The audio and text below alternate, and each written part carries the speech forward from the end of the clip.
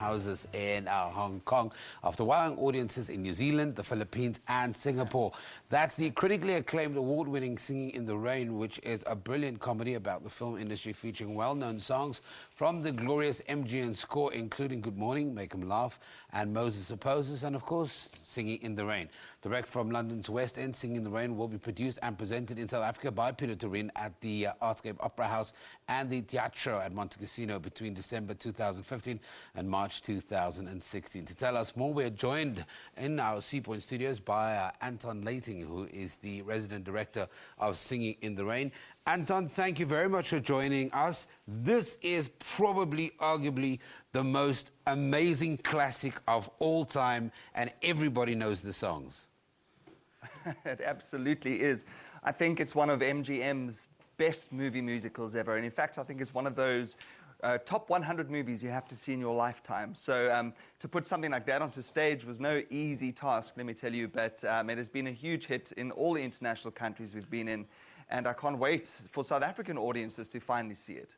Anton, I can only imagine when you're talking about sold-out performances around the world, Hong Kong, New Zealand, Philippines, Singapore, it finally comes to South Africa, you're the resident director. Do you feel any pressure? Yes, there's a lot of pressure. It's very interesting because usually we open at home. You know, our shows always start in South Africa and then we do our international tours. But it's been flipped around, which is quite interesting because it's given the actors a great opportunity to get into their roles. The show is as slick as it could possibly be. So it's actually a perfect time to bring it home. But with everything, you know, big sellout shows back and you know, it's been on Facebook, it's been in newspapers, reviews. So everyone's got an expectation back home. But I'm pretty certain that we will fulfill it. Look, we know the classic movie. We know Gene Kelly. It's an iconic role for him. How different is the actual production, the live interaction? Because you need to have, I can only imagine from a set perspective, that famous Singing in the Rain with the actual rain, with the actual water, with the dance sequence through it. That must be incredibly challenging. Yes, well, look, the rain sequence is, of course, the big feather in the cap of a stage production because everyone goes, how do you make it rain indoors? And 12,000 liters of water, recycled water. And, you know, but of course, the idea in the beginning was not to replicate the movie completely. The genres are too different to do that. But we salute all of those magical moments in the movie that everybody would expect to see on the stage.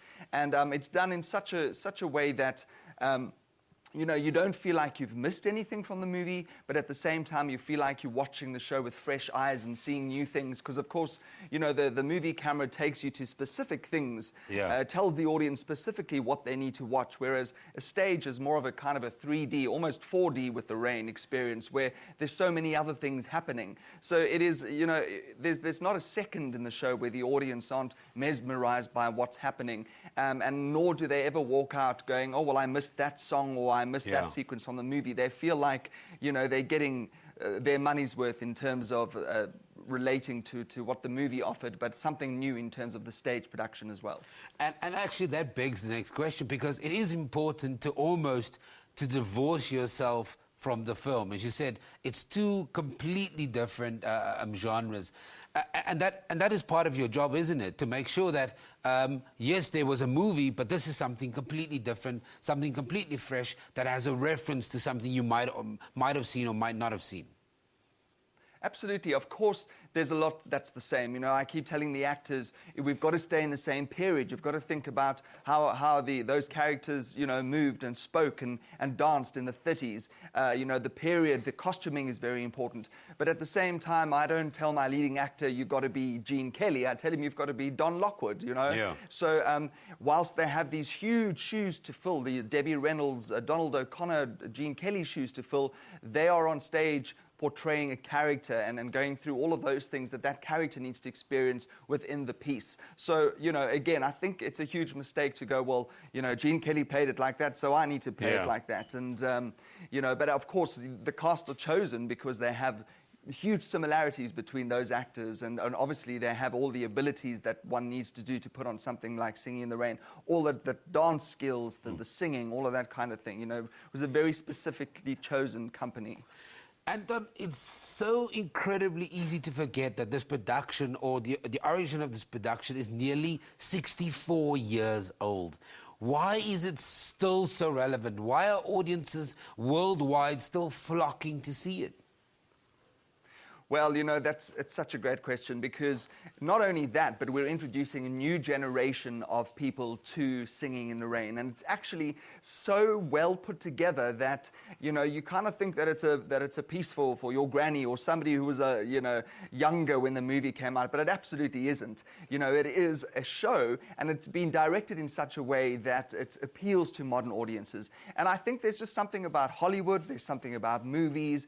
It's essentially a love story. It's got classic songs that, you know, people still whistle today. People that have never seen the movie, they kind of know, I'm singing in the rain, you know, they know exactly what it's about. And I think that's the thing, it has an everlasting charm. There's just something about the magic of movies that still enchants us to this day. The thing that's so fantastic about this piece is that, you know, it is really, really funny. And people kind of forget that about the story. You know, it's the transition that was made between the silent era of movie making into the talkies, and to see exactly what happened to these big stars and how they made that transition. So it's an absolutely timeless piece. Thanks, Anton. We've run out of time, but thank you very much for joining us from our Sea Point studios.